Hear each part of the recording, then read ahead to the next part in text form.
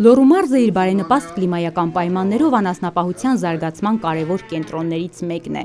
Լոռեցիների համար անասնապահությունը ոչ միայն կենսամիջոց է, այլ նաև մշակույթի և ավանդույթի անբաժան մաս։ Ստեփանավան համայնքի բնակավայրերում ֆերմերային տնտեսությունները ոչ միայն պահպանվում են, այլև զարգանում դիմակայելով ժամանակակից մարտահրավերներին։ Եվ ահա Կաթնաղբյուր բնակավայր, փոքր, բայց կենսունակ մի համայնք, որտեղ յուրաքանչյուր առավոտ սկսվում է աշխատանքի ձայնով, իսկ յուրաքանչյուր օր նոր հույսով։ Այստեղ անասնապահությունը մարդկանց կյանքի անբաժանելի մասն է, նրանց պայքարը հանուն արժանապատիվ ապրուստի։ Այստեղ յուրաքանչյուր ֆերմերային տնտեսություն պատմում է իր սեփական հաջողության և պայքարի մասին։ Այսօր մենք գտնվում ենք Ստեփանավան համայնքի Կաթնաղբյուր բնակավայրում։ Մեր պատմության հերոսը Ջոն Կիրակոսյանն է, ում անասնաֆերմայում շուրջ 40 գլուխ անասուն կա։ Պարոն Կիրակոսյան, ինչ կասեք ֆերմայի մասին։ Սա իմ ֆերման է։ Ինչ ասեմ, շնորհակալ եմ Աստծուց, որ այսքան հնարավորություն ունեմ։ Ուզում եմ ավելացնեմ, ուզում եմ խելացի ֆերմա առաջ Աստված ունենամ, այդ ծրագրից օգտվեմ ու նաև տեսակի բարելավման հետ կապված պետական սերմնավորման ծրագրից նաև ուզում եմ օգտվեմ։ Ինչ տենում եք ես հա, դե փորձում եմ ամեն տարի նաև ավելացնեմ, բնականաբար մի կողմից նաև վաճառում ենք, դա էլ մեր եկամուտն է, եկամուտն ենք վերցնում, նաև գլխաքանակի աճի հաշվին, ունենք 2-3 սերունդ հաջող անասուններ, կովեր, շուրջ 20 գլուխ ընդհանուր առմամբ 40-45 գլուխ անասուն ունեմ։ Եսին առաջ Աստված առողջ լինենք, այսպես շարունակվի, միտք ունենք ավելացնելու, նաև բարելավելու թե որակը, թե տեսակը, թե բերքատվությունը։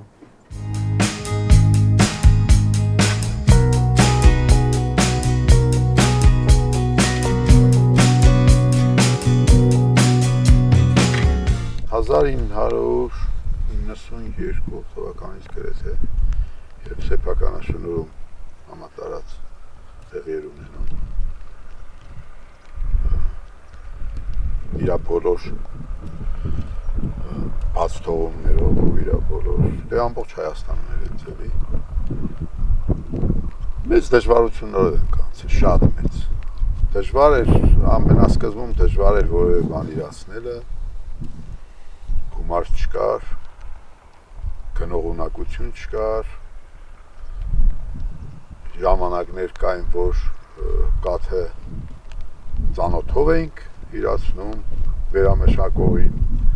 մեզ լավություն էին անում, որ տանում էին նույնիսկ, ժամանակներ կար, որ գումարը ուշացնում էին կամ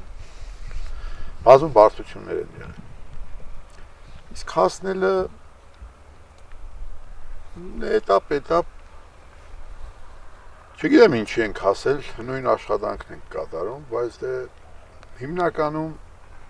այն ժամանակ իրոք դժվարություններ եղել են, հիմա մարդիկ կան, որ այն ժամանակ ասենք մի հատ անասուն ունեին, մի հատ կով ունեին, հիմա արդեն շատացրել են։ Այս վերջի տարում ոնց որ թե կաթի գնաճ է նկատվում, շատ լավ կլիներ, որ նաև պիկ սեզոնին, ամառվա այդ սեզոնին գինը պահպանվեր մի քիչ, վերջի 1-2 տարում ոնց որ մասի գինն էր ոչինչ մի քիչ բարելավում, ուղղակի խնդիրը նրանում է, որ արտադրողի ու վերամշակողի տարբերությունը շատ մեծ է խանութի վաճառվող գնի հետ։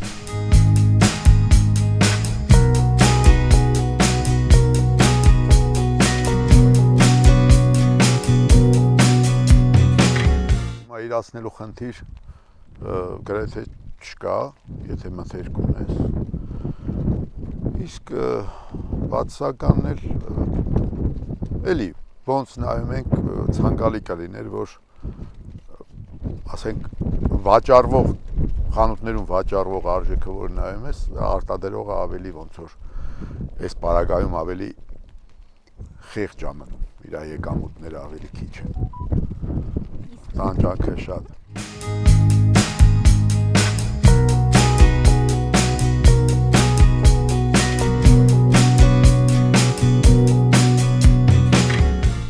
Շատ կուզենայի, որ չգիտեմ ինչքանով է իրատեսական, ինչքանով ճիշտ կլինի, որ պետությունը ինքը պետական միջոցներով ստանձներ որպես մրցակից, որպեսզի կարենար գնային այդ քաղաքականությունը կարենար հսկողության տակ պահել, հա։ Այսինքն իմ պատկերացմամբ պետությունը ունենար պետական միջոցներով կառավարվող ինչ-որ գործարաններ, որ մրցակից լիներ այն անհատներին, որոնք ինչ-որտեղ նաև հնարավոր է գերշահութով են աշխատում։ Ես չգիտեմ ինչքանով է նմանությունը, բայց կարամ ասենք օրինակ բերեմ, ենթադրենք բենզինի արժեքը, ես ինքս բենզին էի գնում 520-500, ճիշտ է, հիմա արդեն աշխարհաքաղաքական այդ բաների հետ կապված բենզինի գները բարձրացան համաշխարհային շուկայում, բայց փաստորեն այն բենզինը, որ կարելի էր գնել 420-ով, 430-ով, ես ինքս գնել եմ 520-ով։ Ու մինչև վերջի ժամանակների չարաբաստիկ պատերազմի սկսվելը փաստորեն հնարավոր էր, որ նույն բենզին վաճառողները վաճառեին 430-ով, 440-ով, 420-ով, 450-ով, բայց չէին վաճառում, որովհետև մարդկանց շատ գումար էր պետք, չես կարող մեղադրես։ Նույն սկզբունքով, չգիտեմ, միգուցե հնարավոր լիներ, որ պետությունը ստանձներ նաև այդ գործառույթը, որ կարենար մրցակից լիներ։ Սա ընդամենը վերջի տարին է, որ կաթի հետ կապված մի քիչ տեղաշարժ կա, ճիշտ է, խելացի ֆերմաներում եղել է, որ լավ գնով են կարեցել վաճառել, արտադրողը կարեցել է վերավաճառողին կամ վերամշակողին, համեմատած բարձր գնով կարեցել է վաճառի կաթը, բայց բոլորին չի դա հասու, որովհետև հիմնականում միջին վիճակագրական գյուղացին այդ հնարավորությունը չունի։ Երկար տարիներ այստեղ ցորեն չի ցանվել, բայց հիմա արդեն Դավիթ վատից ցանում են։ Դա արդեն նաև ծառայում է ոչ միայն, ասենք, ալյուրի հարցալուծում կամ այդ հացամտերքի հարցալուծում, նաև անասնակերի հարցալուծում դրանով։ Հա, ոչինչ ստացվում է, դե հենց դրա հետ է կապված, էլի մի քիչ որ ավելի մթերքի գինը ավելի բարձր լինի, կաթնամթերքի գինը ավելի բարձր լինի, ավելի մատչելի մարդու համար հեշտ կլինի ձեռք բերելը ու ավելի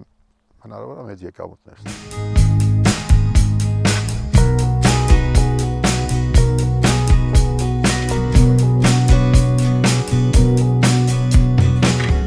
Որպես ավականու անդամ ես մեր տարածաշրջանի հետ կապված երևի թե ամեն խնդրի ինչը որ նկատել եմ, որ բաց տեղա, որ չի արվել երբևիցե կամ չի եղել, ես դրա մասին միշտ արձագանքել եմ, բոլորը գիտեն, շատ ակտիվ եմ այդ հարցում, բռնած դե տեսակ ինչ հրաշալի ճանապարհ է կառուցվել, համատեղ ջանքերով նաև համայնքի ղեկավարի թե համայնքի մարդկանց ջանքերով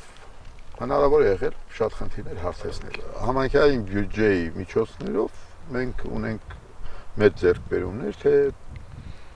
Ստեփանան կոնկրետ համայնքում, թե Ուրասարում, թե Արմանիսում, թե Կաթնախբյուր գյուղում։ Կոնկրետ մեր մասով կարող եմ ասել, այստեղ իրականացվում է ջրամատակարարման նոր ցանց, մանկապարտեզ է կառուցվել է, արդեն գործում է, ու այդ ջրամատակարարման այդ խողովակաշարի մոնտաժումը գրեթե մի կարճ ժամանակամիջոցում ավարտին կհասցվի։